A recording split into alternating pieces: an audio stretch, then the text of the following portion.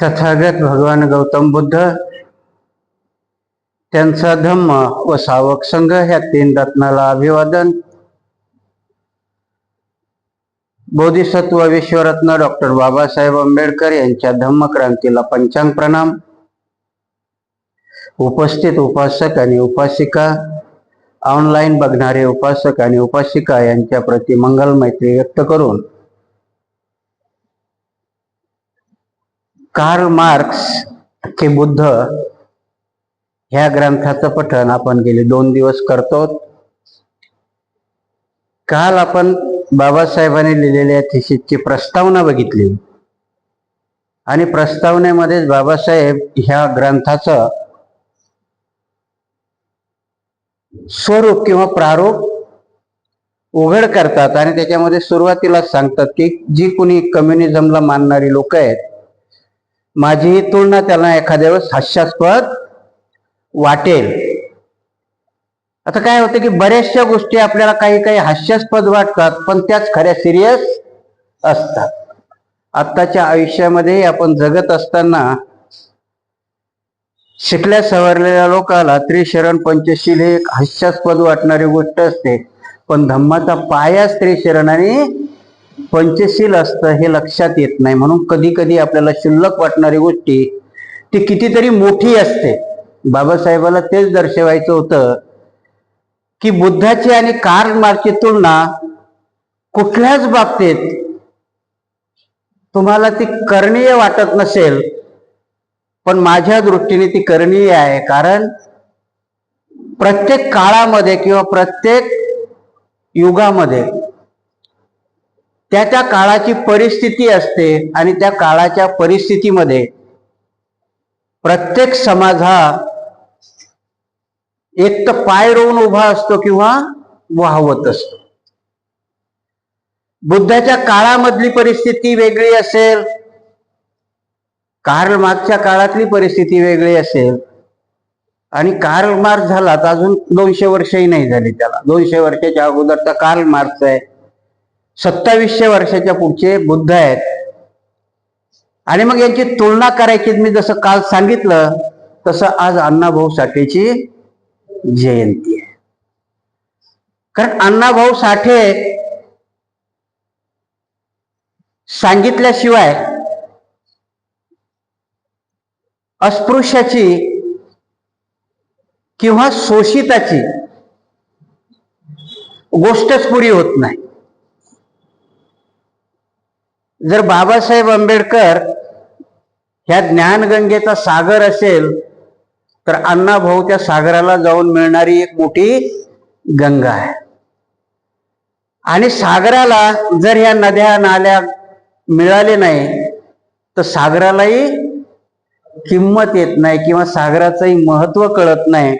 आणि म्हणून अण्णाभाऊ साठे सांगताना बाबासाहेब अण्णाभाऊ मध्ये कसे आहेत हे आपल्याला सांगितलं पाहिजे.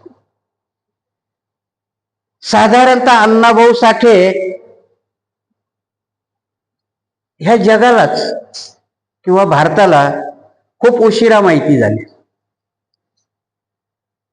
आणि काही गोष्टीत तर ते बाबासाहेबाला प्रतिस्पर्धी म्हणून लोकांनी उभे करण्याचा प्रयत्न केला. तुलना करत असताना सगळ्याच गोष्टीत कुठेही साम्य सापडत नसतं. कार्ल मार्क्सही आपण बघतो तसं बाबासाहेबाचं आणि अण्णाभाऊ साठेचंही साम्य कधीच होऊ शकत नाही. जे कोणी करायला जातात त्यांच्या माहिती करता सांगतो की बाबासाहेब 1932ला गोलमेज परिषदेमध्ये अस्पृश्यांचे नाही 59 जातीचे नेते कधीच झाले होते आणि तेव्हा अण्णाभाऊ साठे 11 वर्षाचे होते. जे कोणी बाबासाहेबाबरोबर अण्णाभाऊची तुलना करतात तर दोन्ही पात्र आपापल्या ठिकाणी खूप वेगवेगळी आहे. आणि म्हणून अण्णाभाऊचा वापर आज वेगळ्या पद्धतीने केला जातो. त्याची एक शोकांतिका आहे. ऍक्च्युली अण्णाभाऊ आम्हाला कशा दृष्टीने ओळखायला पाहिजे आम्ही त्या दृष्टीने ओळखल्या जात नाही, तर कुठल्या तरी एका जातीची आयडेंटिटी म्हणून अण्णाभाऊला प्रोड्यूस केल्या जातं किंवा समोर मांडल्या जातं. मग काही जणांचे ऑब्जेक्ट असतात की तुम्ही बाबासाहेबालाही काय केलं, कारण बाबासाहेबही महाराजाच नेता म्हणून आजपर्यंत आपण प्रोड्यूस करत आलो, परंतु आता बाबासाहेबाची आयडेंटिटी ती राहिली नाही. बाबासाहेब आता महाराष्ट्रापुरते नाहीयेत, कारण तुमच्यापेक्षा जास्त बाबासाहेब युपी मध्ये रिलेव्हंट आहे, तुमच्यापेक्षा जास्त काश्मीरमध्ये, तुमच्यापेक्षा जास्त राजस्थानमध्ये, आणि म्हणून पूर्ण भारताला व्यापून टाकणारा हा आधुनिक मनू सर्व भारतभर पादाक्रांत करतो. आणि त्या महापुरुषाला पॅरेलल अण्णाभाऊ साठे उभे करण्याची मनुवाद्यांची चाल आहे. अण्णाभाऊ आपल्या पद्धतीने मोठेच आहे. सारस्वताच्या ह्या बाजारामध्ये हा 1.5 दिवस शाळेत गेलेला माणूस, त्याचं जर वाङ्मय बघितलं तर मला वाटतं 2-4 पाडगावकर आणि 3-4 पु ल देशपांडे अण्णाभाऊ सहज खाऊन घेतील, एवढी त्यांच्यावाली प्रतिभा मोठी आहे. पण अण्णाभाऊ आम्हाला सांगताना आम्ही वेगळ्या पद्धतीने सांगितला. अण्णाभाऊ, आता तुम्ही विचार करा की ही चंदेरी दुनिया किती, आजची पिक्चरची दुनिया. अण्णाभाऊच्या कादंबऱ्यावर 11 पिक्चर निघाले. अण्णाभाऊच्या घरातला अजून तुम्हाला एक प्रसंग सांगतो. अण्णाभाऊचे जे एक बंधू आहेत शंकरभाऊ साठे म्हणून, मोठ्या झाडाखाली छोटं झाड सुकून जातं, त्या शंकरभाऊनी 11 कादंबऱ्या लिहिलेल्या आहेत, पण त्या शंकरभाऊ साठेचं नाव कोणाला माहितीच नाही. 11 कादंबऱ्या लिहिल्या आहेत त्या शंकरभाऊ साठेने. मोठ्या झाडाखाली छोटं झाड खुरटं होतं, आणि म्हणून बाबासाहेबासारख्या बरगताच्या पेडाखाली असे कितीतरी लोक झाकाळून जातात.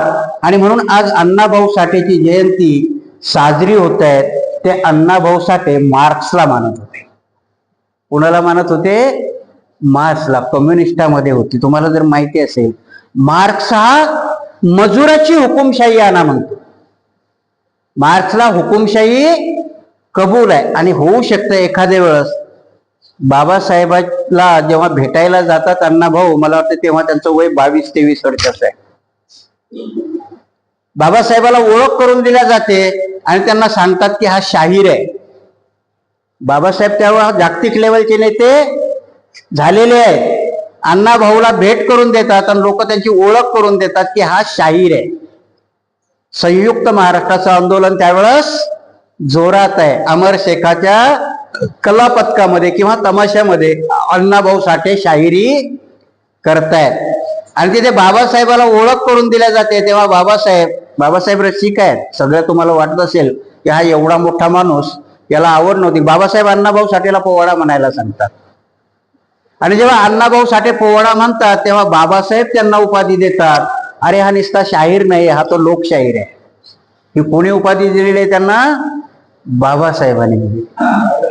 त्या अण्णाभाऊ साठेचे भाऊ शंकरभाऊ साठे त्यावेळच्या रिपब्लिकन पक्षाच्या चळवळीमध्ये एका जिल्ह्याचे अध्यक्ष आहेत, आणि ते एका ठिकाणी लिहितात. कारण इतिहास माहिती नाही आपल्याला, ना मांगांना माहिती आहे ना महारांना माहिती आहे. आम्ही महारवाड्यात बंदिस्त करण्याचा प्रयत्न करतो, तसे अण्णाभाऊ साठे मांगवाड्यात बंदिस्त करण्याचा प्रयत्न चालू आहे. ते शंकरभाऊ साठे आपल्या माझ्या आठवणीतले अण्णाभाऊ हे एक पुस्तक आहे त्यांचं, त्याच्यामध्ये लिहितात की अण्णाभाऊ साठे आणि आम्ही आमच्या उतार काळामध्ये ठरवलं होतं की आता बाबासाहेबाच्या चळवळीमध्ये काम करायचं. आताची जी मातंग म्हणतात की नाही, बाबासाहेबाला पॅरलल उभं करायचं. परत तुम्हाला सांगतो की जग बदल घालून गाव गेले सांगून आम्हा भीमराव.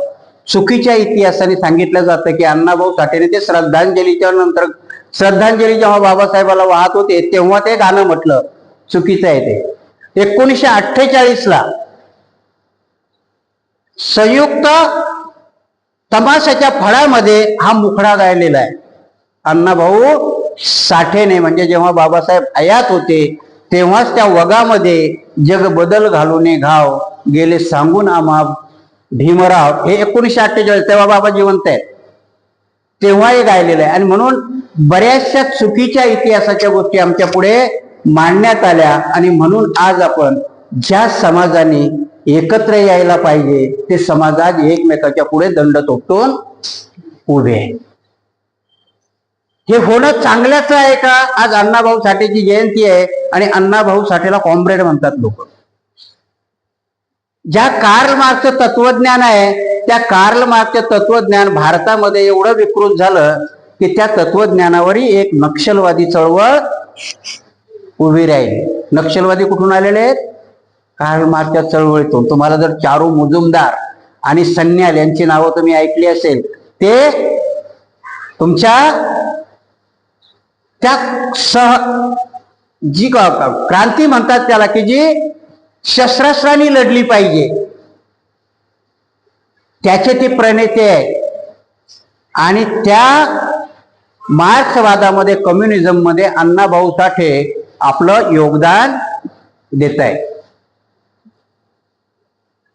मग तो, मला तरी एखाद्या वेळेस शंका येते, हे कुठे नाही, ते माझं म्हणणं आहे की बहुतेक अण्णाभाऊकडे बघूनच बाबासाहेबाला कार्ल मार्क्स आणि बुद्धाची तुलना करावी वाटली अशी असेल. कुठेही लिहिलेलं नाही, हे मी माझ्या मनाचं सांगतो एखाद्या वेळेस बाबाला. कारण का, एवढा प्रतिभावान माणूस जर ह्या भूलभुलया दर्शनाकडे वळतो तर अनाडी माणूस नक्कीच वळेल असं बाबासाहेबाला वाटलं असेल. आणि म्हणून त्यांनी कार्ल मार्क्सची आणि बुद्धाची तुलना केली.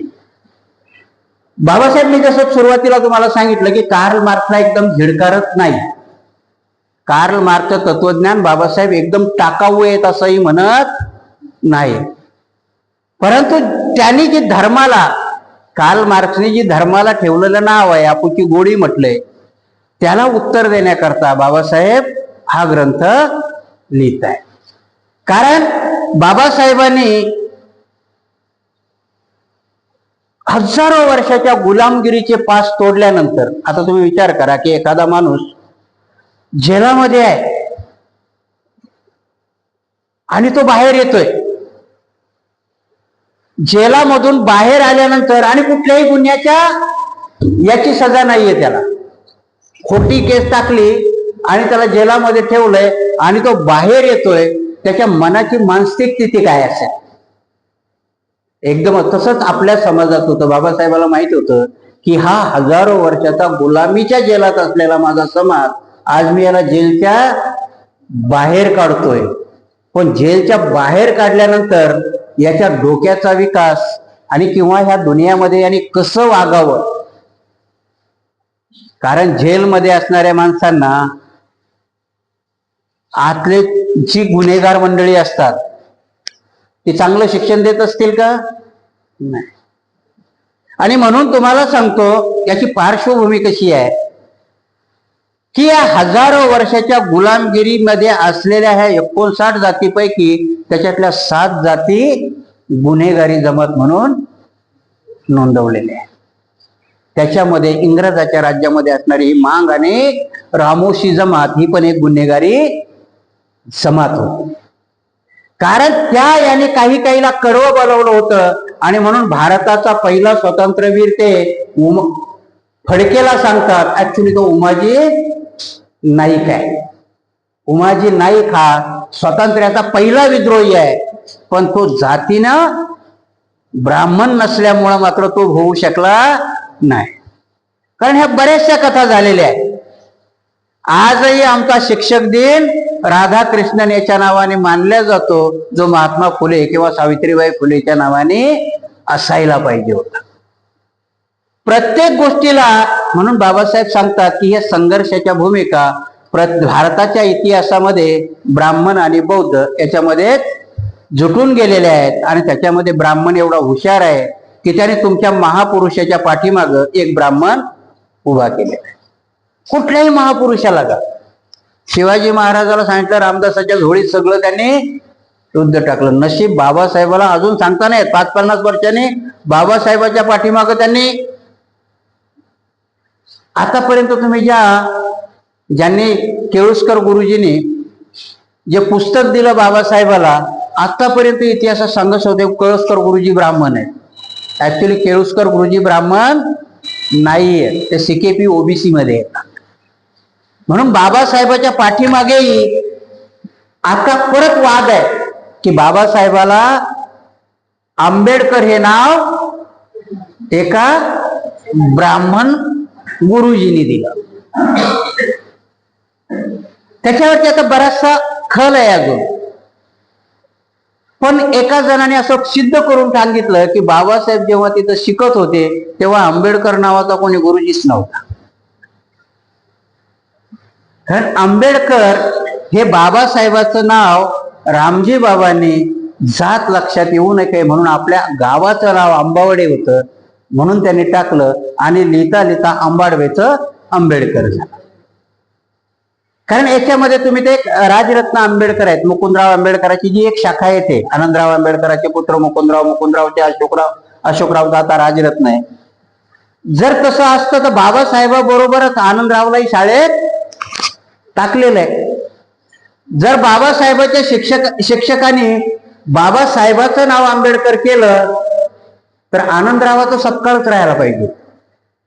जर बाबासाहेबाचं आंबेडकर झालं तर आनंदरावाचं सत्काळच राहायला पाहिजे होतं ना.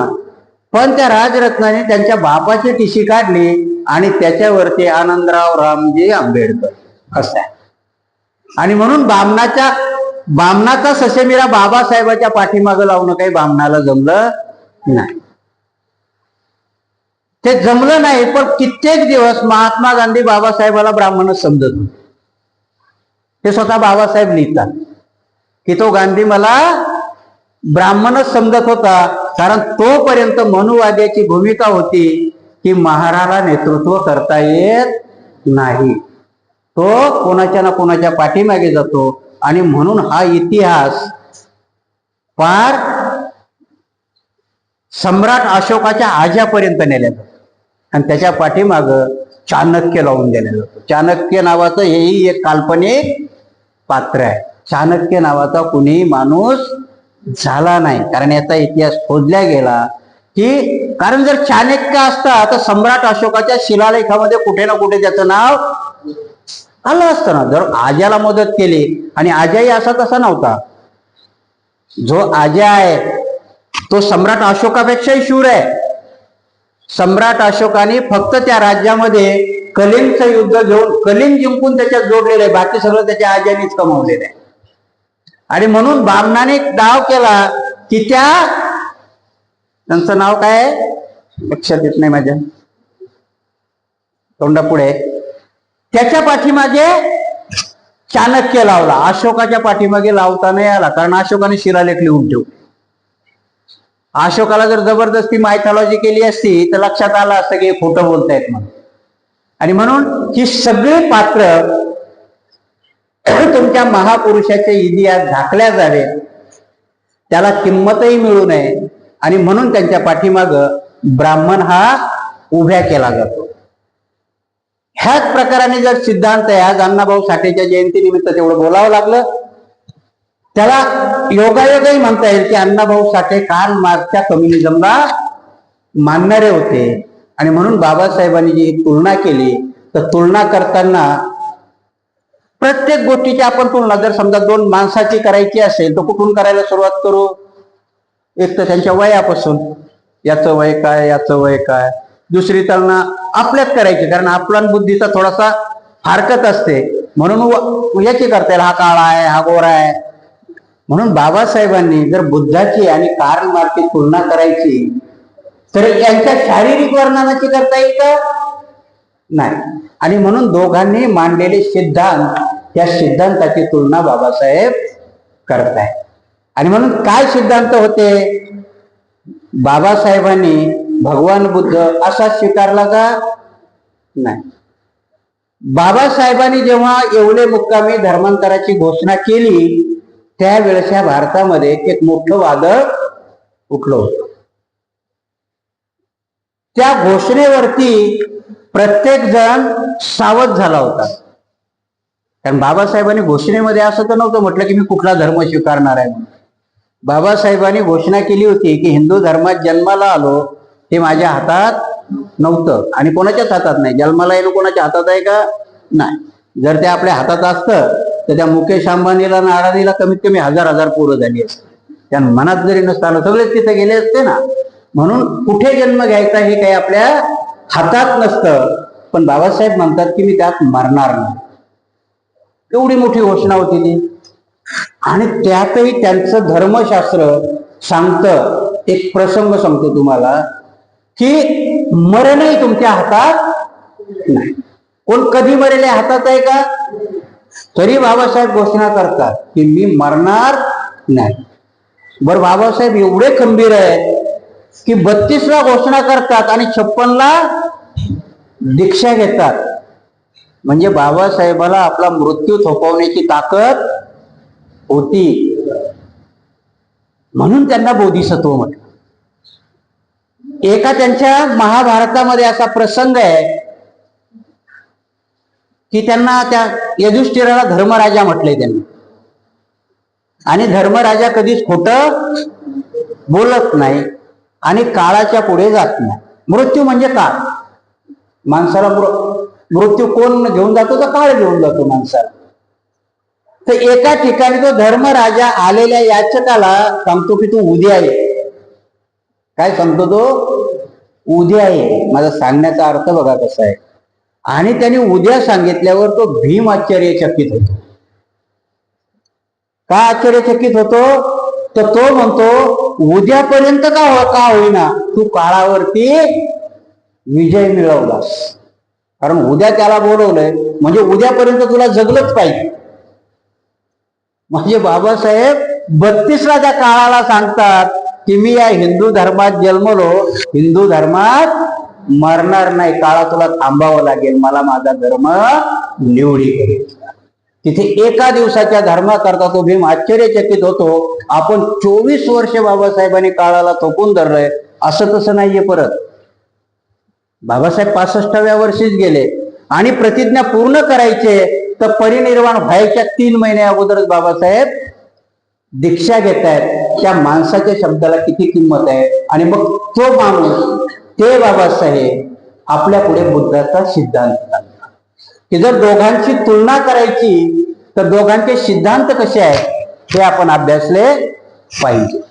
कारण कुठल्याही माणसाची बी आपण तुलना करायला गेलं तर कमीत कमी त्या माणसाची वर्तणूक आपण कशी होती ती बघतो. दोघांची जर तुलना करायची झाली तर दोघांच्या वर्तणुकीची तुलना आपण करतो की बाबा हा चांगला वागत होता, हा दारू पित होता, हा असा करत होता. ही तुलना होऊ शकते ना. आणि म्हणून 2 दार्शनिकांमध्ये, 2 बुद्धिवंतांमध्ये जर तुलना करायची असेल तर त्यांच्या वागण्याचा किंवा त्यांच्या सिद्धांताचा अभ्यास करावा लागेल. त्या सिद्धांताचा अभ्यास करताना बाबासाहेब पहिले बुद्धाचे सिद्धांत घेतात की बुद्धाचे काय सिद्धांत होते. आता बुद्ध आपण सगळ्यांनीच वाचलाय, प्रत्येक ठिकाणी वाचलाय आपण. म्हणजे रोजच्या जीवनातही प्रॅक्टिस करतो. नाही म्हटलं तरी आपण थोडंफार तसा वागण्याचा प्रयत्न करतो. नाही जरी आम्हाला काही म्हटलं तर किमान पंचशील तरी आम्हाला माहिती. भगवान बुद्धाचं कमीत कमी पंचशील माहिती आहे. पाळणं ती पुढची गोष्ट आहे. म्हणून मी सांगितलं ना की बुद्ध आपल्याला 3 याच्यामध्ये पाळायला सांगतात. की पहिलं ते सांगतात की परियक्ती म्हणजे माहिती असते. पंचशील पाठ ज्याला आहे त्यांनी परियक्ती पूर्ण केली. पण पटीपत्ती म्हणजे त्याच्यानुसार अनुकरण करणं, त्या रस्त्यावर चालणं. तसे भगवंताचे सिद्धांत बाबासाहेब म्हणतात मी थोडेच काढले, खूप आहे. पण बाबासाहेबाचे हे सिद्धांत, बाबासाहेब 25 सिद्धांत तिथं काढतात. त्या 25 सिद्धांतामध्ये बाबासाहेब आपल्याला सांगतात की हे बुद्धाचे सिद्धांत आहे. आणि दुसऱ्या चॅप्टर मध्ये ते कार्ल मार्क्सचे सिद्धांत देतात. म्हणून आजच्या चॅप्टर मध्ये आपण बुद्धाचे सिद्धांत सर्व नाही घेता येणार, तर आजच्या याच्यामध्ये आपण किमान 5 सिद्धांतावरती चर्चा करूया. बाबासाहेब काय लिहितात ते बघूया. सर्वसाधारणपणे बुद्धाचा अहिंसेच्या तत्वाशी संबंध जोडण्यात येतो.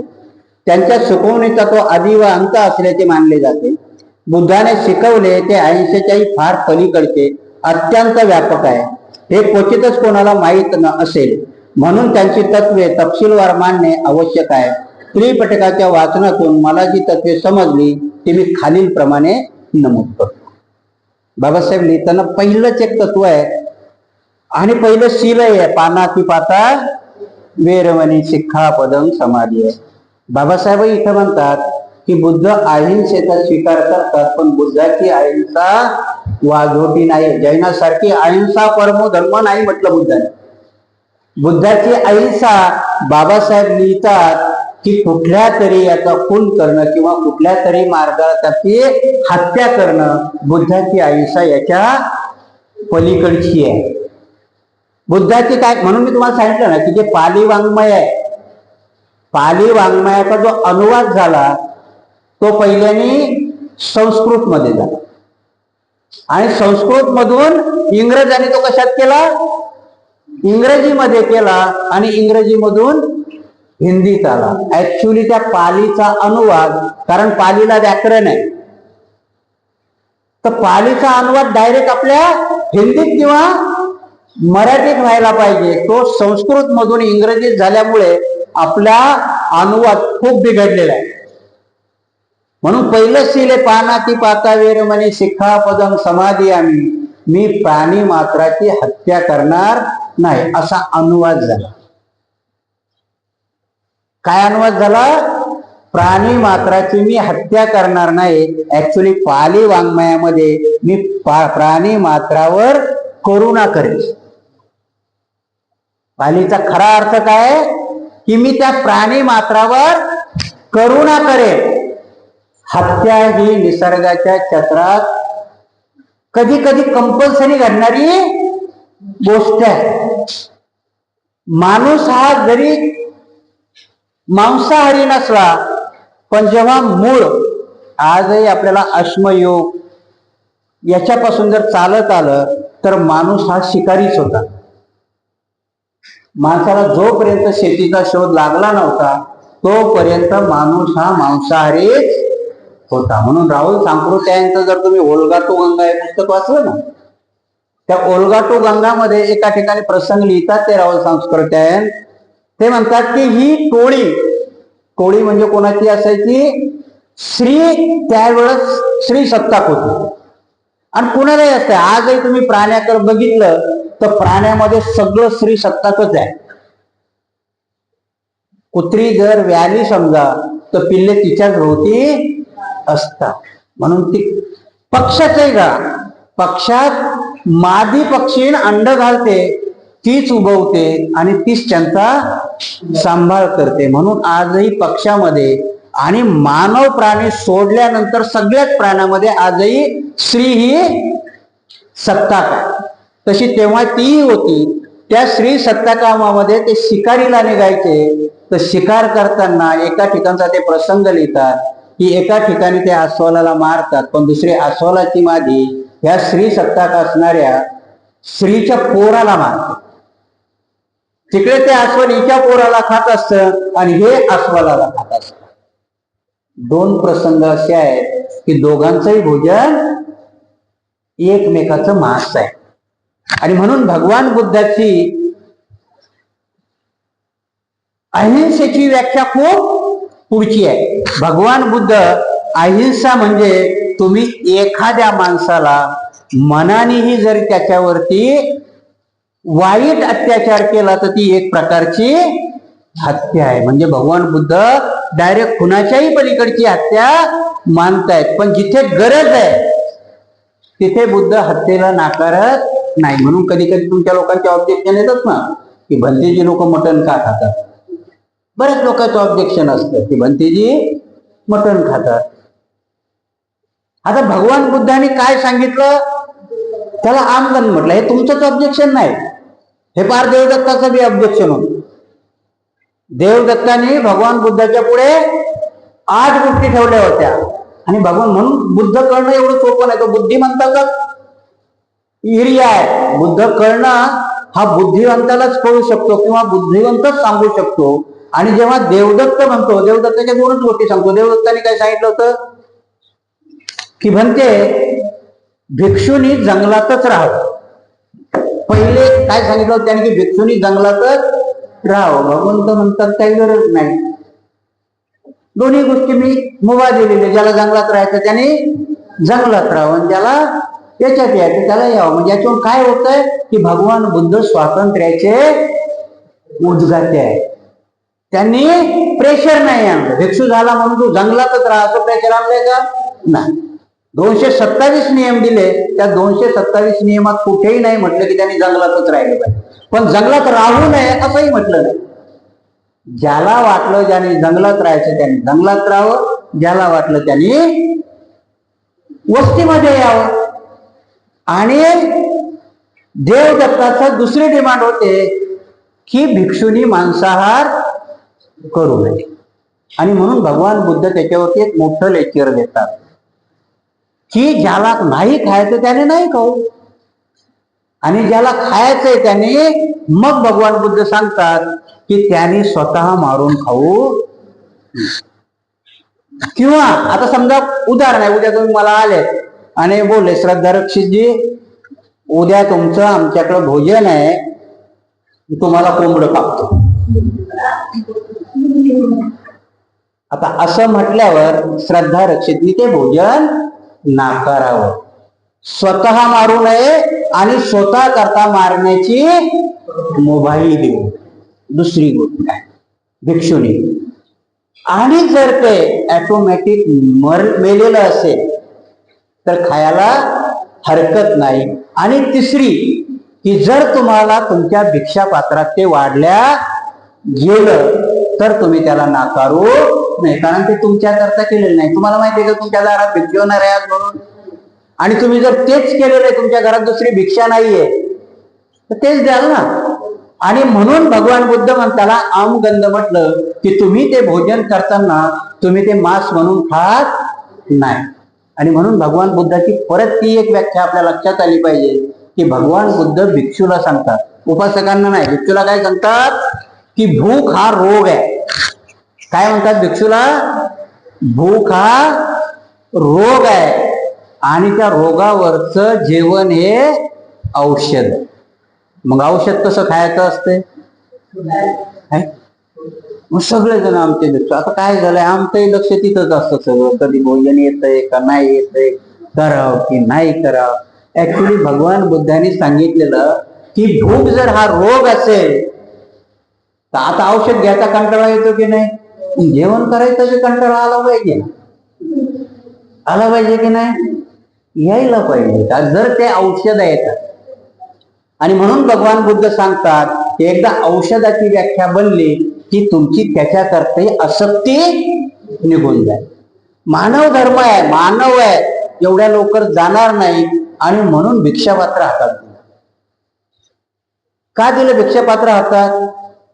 तेव्हाही ताट वाट होत्या नव्हत्या तरी ते पानाचे द्रोण पत्रावळ्या करतच होते ना. का दिलं असेल भिक्षापात्रच हातामध्ये? कारण तुमचं शरीर हे सवयीचं गुलाम आहे. मी नेहमी सांगत असतो, आईच्या पोटातून कोणी दारू पिऊन आलाय का? नाही. बाहेर आल्या काय खदाबाळ शिव्या द्यायला लागलं का दारू पिल्यासारखं? नाही. त्या शरीराला बाहेर आल्यानंतर सवयी लागतात. आणि जेवण ही एक प्रकारची सवय आहे, व्यसन आहे. सवय म्हटल्यापेक्षा काय आहे? व्यसन आहे. ते व्यसन. म्हणून काही काही व्यसनाच्या एवढ्या आहारी जातात की रविवारी मटण नसलं की त्या घरात काही करमत नाही. व्यसन आहे ना एक प्रकारचं. रविवारी आपण होऊन त्या व्यसनात, जसं बेवड्याचे पाय त्या आड्याकडे वळतात तसा हा घरात न सांगता पिशवी उचलून मटण आणायला जा. व्यसन आहे ते. आणि म्हणून बाबासाहेब इथे लिहितात, कारण बाबासाहेबांनी एका ठिकाणी लिहिलं की एक मांसाचा तुकडा आणि एक पाव खाऊन बाबासाहेब लायब्ररीमध्ये अभ्यास करत होते 18 तास. मग एक तुकडा आणि एक मांसाचा तुकडा आणि एक पाव, बाबासाहेबांचं काय होतं ते? औषध होतं ना. भुकेवरती व्यसन होतं का? औषध होतं. आणि मग जेव्हा देवदत्ताने सांगितलं की मटण खाऊ नये, बुद्धाने सांगितलं नाही. ह्या 4 गोष्टी मी सांगितल्या, म्हणजे स्वतः कापून खाऊ नये, स्वतः करता कापायला इन्सिस्ट करू नये, भिक्षा पात्रात मिळालं तर घ्यावं असं बुद्ध जेव्हा सांगतात आणि मेलेलं असेल तर खायला हरकत नॅचरली का का आली असेल ही प्रक्रिया त्यावेळेचा त्यांचा समकालीन जैन तोंडाला मास्क लावून आजही जर तुम्ही बघितलं तर जैनाची लोक तोंडाला मास्क लावतात आणि 7च्या नंतर जेवत नाही. काय संकल्पना आहे 7च्या नंतर का जेवत नाहीत? आता ती संकल्पना लागू नये कारण त्यावेळेस लाईट नव्हते ना. दिव्याच्या उजेडामध्ये माणसं जेवायची. उजेडच काय होता? दिवा आणि दिव्याच्या प्रकाशाकडे आकर्षित किडे होतात. आजही तुमच्या मोठ्या लाईटाकडे जर पहिला पाऊस पडला तर पक्काच्या मुंग्या निघतात. तिला माहिती आहे त्या लाईटावर गेल्यानंतर मृत्यू आहे पण तरी ते त्या लाईटाकडे झेपावते. तसं दिव्याच्या शेजारी तो जैनाचा धर्म होता की ताटाच्या बाजूला दिवा ठेवला तर किडे त्याच्याकडे झेपावतात आणि अनावधानाने ते ताटात पडतात.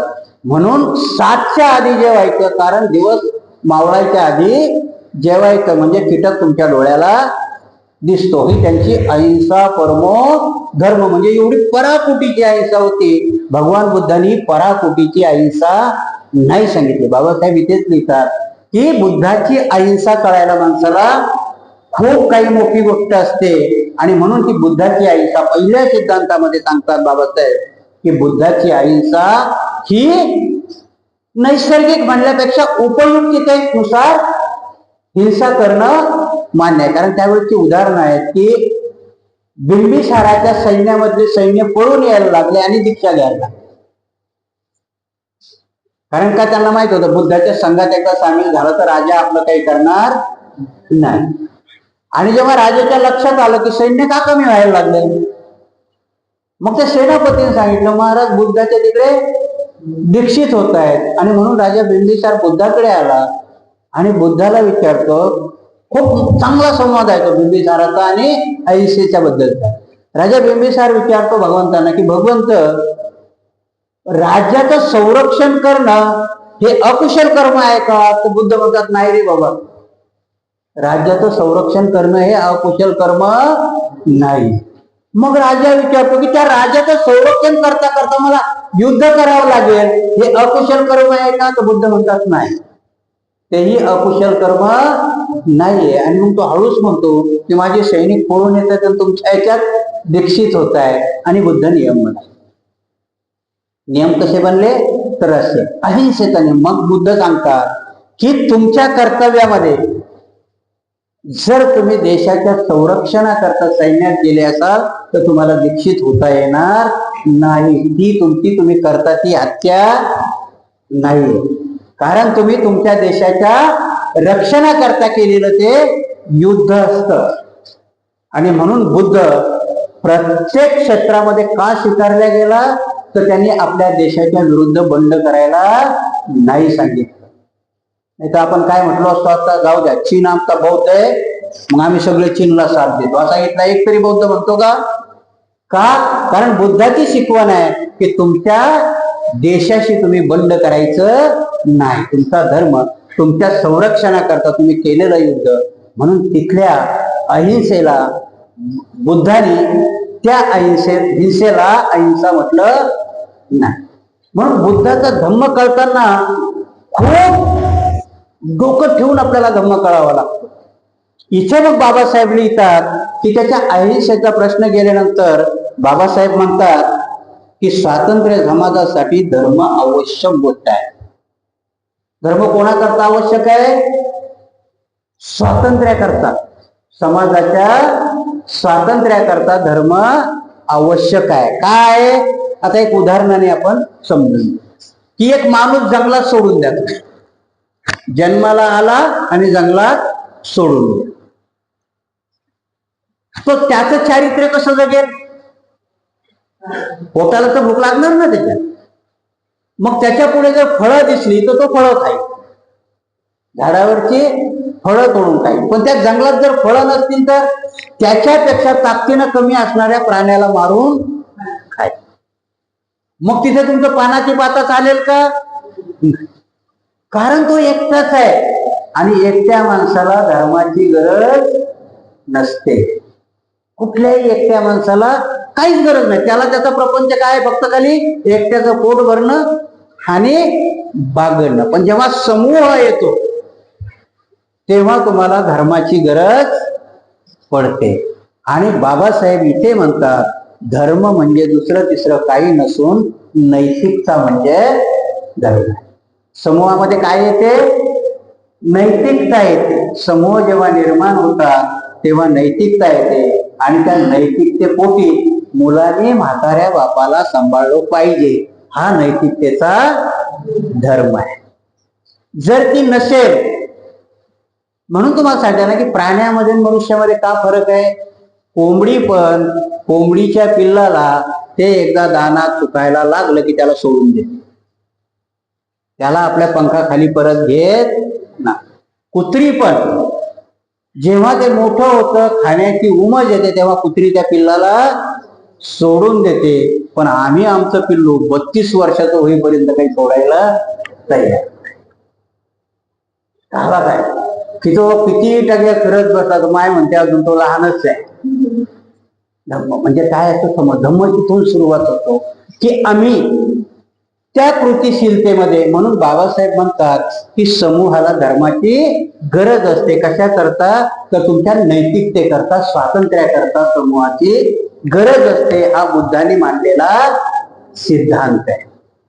कारण त्यावेळेचे बुद्ध त्यावेळेच्या वैदिक धर्माला विरोध करताना त्याला खरा धर्म का म्हणतात? बाबासाहेब बुद्धाच्या धर्माला खरा धर्म का म्हणतात? कारण त्यावेळेच्या वैदिकाला होम करण्याचं पौरस्त्य फक्त ब्राह्मणाला दिलेले.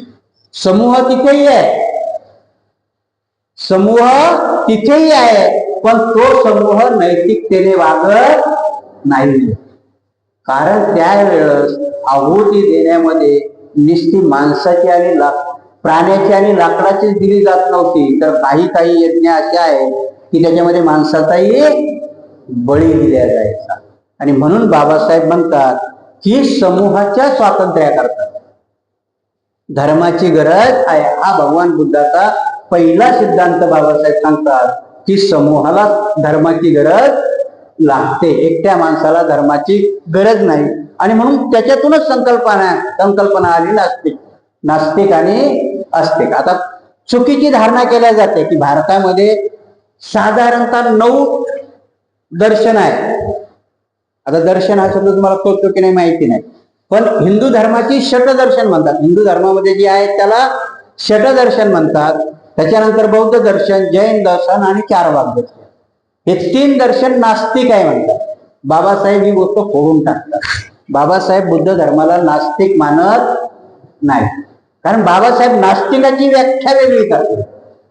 नास्तिक म्हणजे जीवनाला दिलेला नकार, सगळ्या गोष्टीला दिलेला नकार आहे. बाबासाहेब म्हणतात की बुद्ध जीवनाला नकार देत नाही. बुद्ध हा तुम्हाला सकार आणि नैतिकतेने जगायला शिकवतो, म्हणून तो आस्तिक आहे, नास्तिक नाही. तो आस्तिक आहे, उभं राहायला सांगतो, वास्तवाशी शिकायला, दुःखाची जाणीव करून देतो. नुसतं दुःखाची जाणीवच करून देत नाही, तर त्या दुःखाचं कारणही शोधून काढतो. नुसतंच कारण शोधून काढत नाही, तर त्याच्यावरती निरोध आहे तेही सांगतो. त्या नुसतंच निरोध आहे, त्याच्यावरती इलाज आहे असं म्हणून सोडून देतो का? नाही. तर त्याला आर्य अष्टांगिक मार्गाची जोड देतो की त्या दुःखापासून मुक्त होण्याकरता मी हा दिलेला मार्ग आहे. आणि म्हणून बाबासाहेब सांगतात की धर्म हा समूहाला गरजेचा असणारा हा पहिला सिद्धांत डॉक्टर बाबासाहेब आंबेडकर बुद्धाचा दर्शवतात. तर दुसरा सिद्धांत आहे प्रत्येक धर्म स्वीकारण्यासारखा असतो तसे नाही.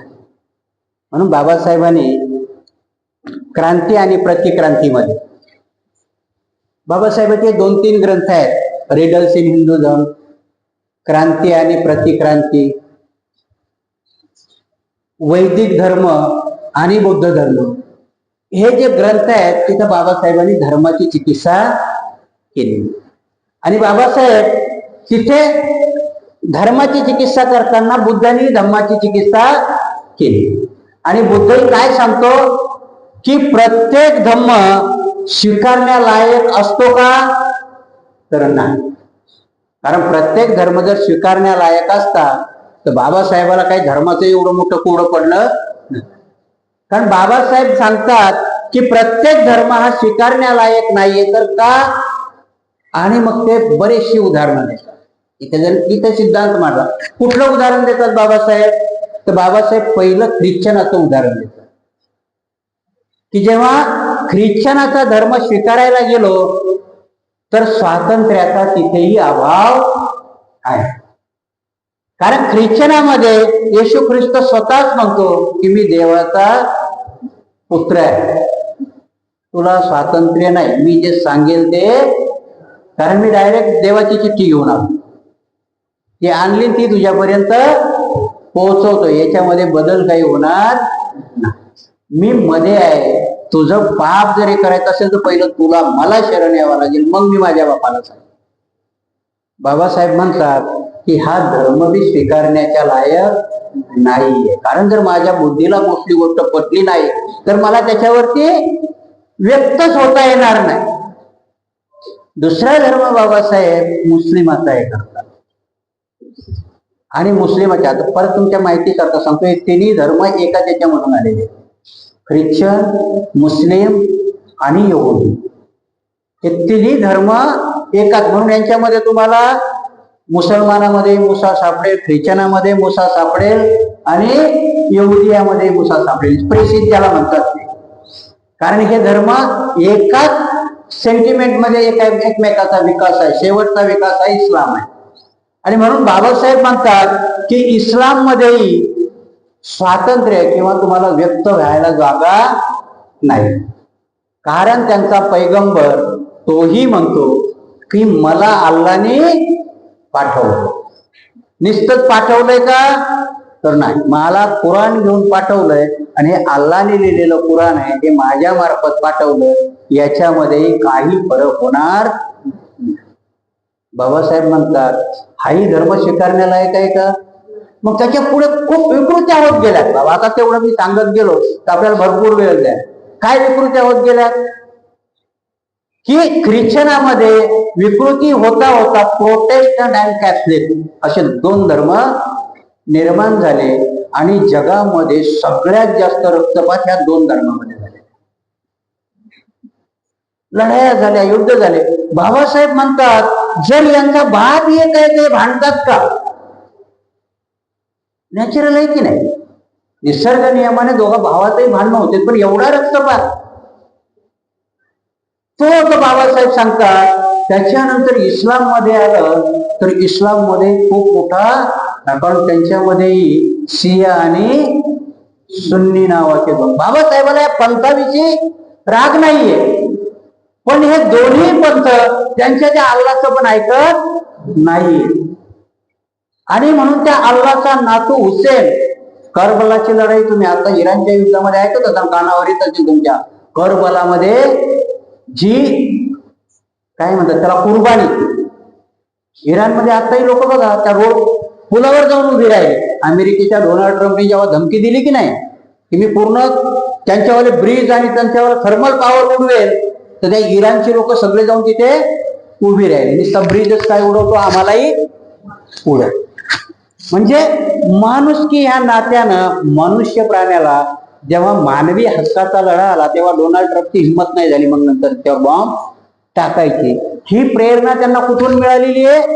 करबलाची लढाई. शिया आणि सुन्नी तिथून वेगळे होतात. बाबासाहेबाला इथे आक्षेप आहे की जर मी देव एक मानतो, त्या देवानेच मला निर्माण केलंय, त्या देवानेच मला खाली पाठवलंय, मग त्या देवाच्याच नावाने एवढा मोठा रक्तपात.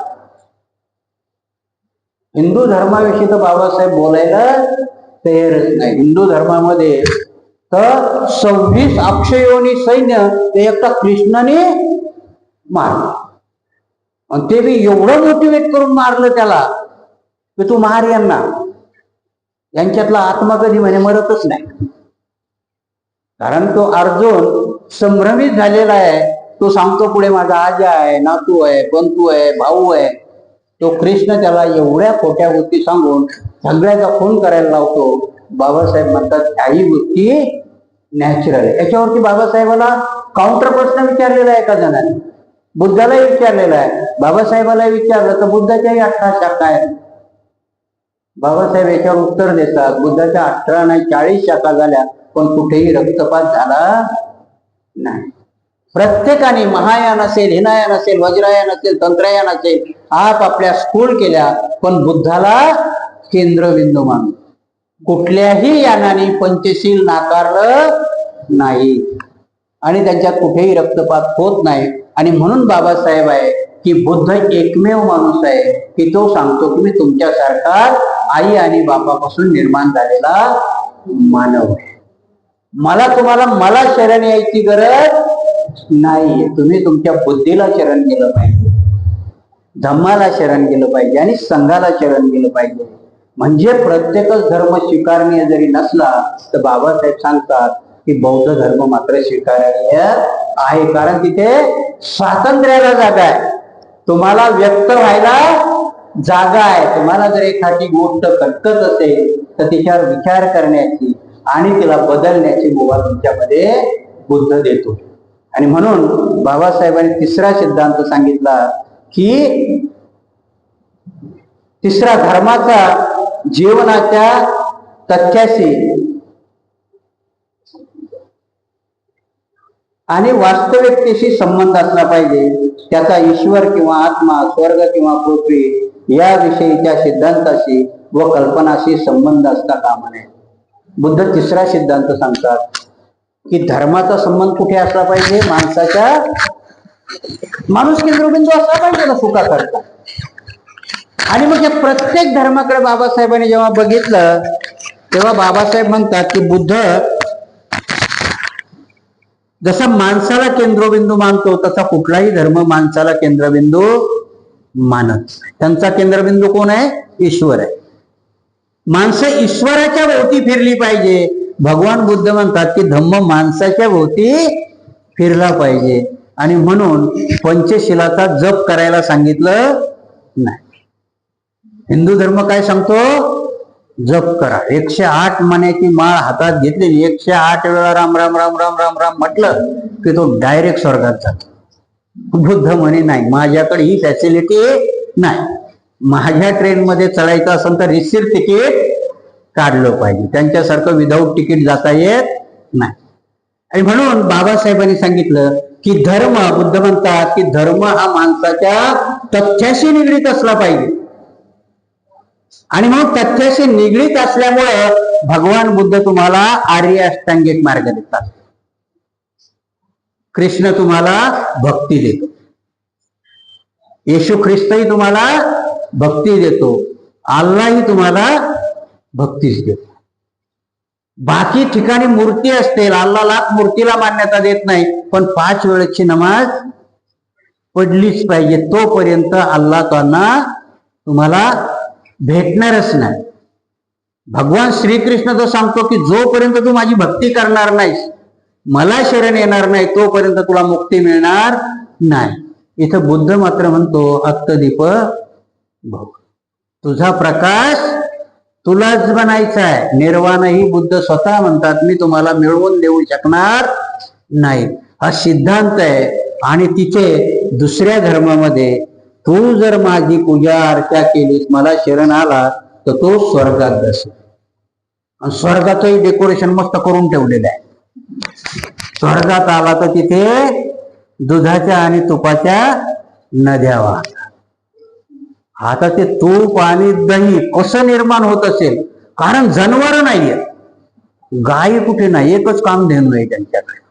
पण मात्र स्वर्गामध्ये दुधा तुपाच्या आणि मधाच्या नद्या वाहतात. आणि परत एक कोणाच्याच लक्षात येत नाही, तिथे स्वर्गात गेला तर मात्र माणसाच्या मनोरंजनाला करता अप्सरा आहे. आणि त्या 24 तास तुमचं मनोरंजन करणार आहे. मी विचार केला, माणसाला तर लालूच दिली, बाया करता काय? त्यांना स्वर्गातच नाही जायचं. जर त्यांनी चांगलं काम केलं तर त्यांच्याही मनोरंजनाची व्यवस्था करायला पाहिजे ना स्वर्गात. म्हणून ह्या काल्पनिक गोष्टी माणसाकरता पर्याय सगळ्यात आहेत. हा मुसलमानामध्ये हूर म्हटलंय. तुम्ही जर तिथे गेला तर तिथे हूर भेटणार आहे, पण बाई करता काय? म्हणजे ह्या धर्मांनी बाई ही निग्लेक्ट केलेली आहे, दुर्लक्षित केलेली गोष्ट आहे. बुद्ध इथं दुर्लक्षित करत नाही, बाईलाही संघात द्यायचा प्रमाण करतो आणि निर्वाण तिलाही देतो. आणि बुद्धाच्या काळामध्ये स्वतःची सावत्राई प्रजापती पहिली निर्वाण प्राप्त होते. बिंबिसार राजाची पत्नी, पहिलं नाव तिचं मल्लिका खेमा, ही निर्वाण आणि मोठी भिक्षुणी आहे ती, अग्रसेवकामधली आहे. इथे दुसरा धर्म कुठल्याही स्त्रिया करता कुठलीही सुविधा देत नाही, पण भगवान बुद्ध मात्र स्त्रीलाही तेवढाच हक्क देतो. स्त्रीलाही पुरुषाबरोबर संघात येण्याची, भिक्षुणी होण्याची परमिशन देतो. नुसती भिक्षुणी होण्याचीच नाही तर भिक्षू संघ स्थापण्याची परवानगी देतो. आणि म्हणून यथार्थाशी जोडलेला धम्म, तुमच्या जीवनाशी जोडलेला धम्म, भगवान बुद्ध सांगतात की जोपर्यंत माणसाच्या यथार्थाशी किंवा आपल्या जीवनाशी निगडीत धम्म नसतो तो धम्म होऊ शकतच नाही. आणि बाबासाहेबांनी अभ्यास केल्यानंतर बाबासाहेबाला जगातला बौद्ध धर्माशिवाय कुठलाही यथार्थाशी धम्म जुळला नाही. माझी इच्छा होती 5 कारणं घ्यायची, पण आज 3 मध्येच थांबू, कारण श्रावस्तीमध्ये प्रवचन असतंय म्हणून आज आपण 3 घेतले. 25 आहेत बाबासाहेबांनी सिद्धांत दिलेले, रोजचे 3 जरी घेतले तरी होत जातील. म्हणून आज आपण हे 3 सिद्धांत बुद्धाचे बघितलेत. कारण परत एक डोक्यात लक्षात ठेवा, ह्या 3 सिद्धांताला काउंटर आहे कार्ल मार्क्सचं, म्हणून हे विसरून जायचं नाही. नाहीतर आता आपण भंते जिंकून ऐकलं, विहाराच्या बाहेर गेलो, विसरून गेलं, कार्ल मार्क्स समजणार नाही. कारण बाबासाहेबांनी तिथे काउंटर केलेलं की कार्ल मार्क्स काय म्हणतो. कारण हे 25 झाल्यानंतर मग आपल्याला कार्ल मार्क्सचे शिकायचे. आज आपण 3 पाहिले, बाकीच्या पासून आपण उद्या हे करूया.